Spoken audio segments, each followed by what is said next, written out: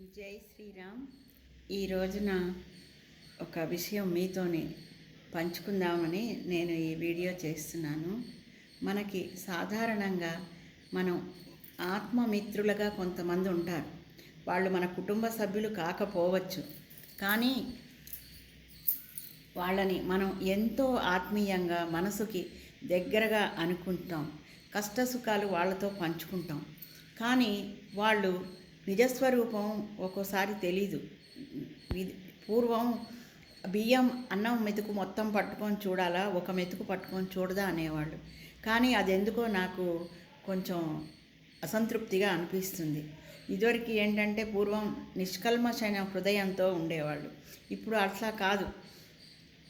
ప్రతి మనిషికి ఎదుటి మనిషి ఎన్ని కోణాలలో వాళ్ళ నిజస్వరూపాలను చూపెడతారో రాను రాను అర్థమవుతోంది. మనం కష్టసుఖాలు పంచుకోవడానికి కొంతమంది మన మనసుకి దగ్గరయ్యారు అనుకుంటాం, కానీ వాళ్ళు అబద్ధాలు చెప్తుంటే చాలా అబద్ధాలు చెప్తారు అని అనిపిస్తుంది.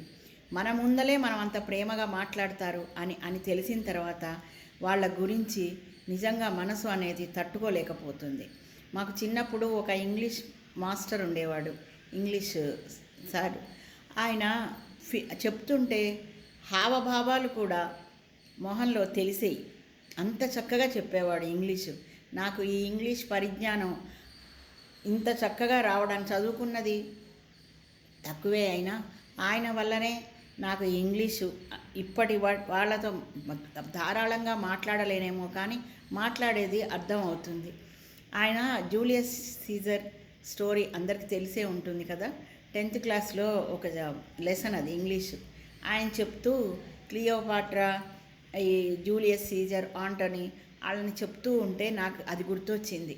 ఆయన క్లియోపాత్రాని చంపుతుంటే జూలియస్ సీజర్ కూడా అందులో పాల్గొన్నాడంట.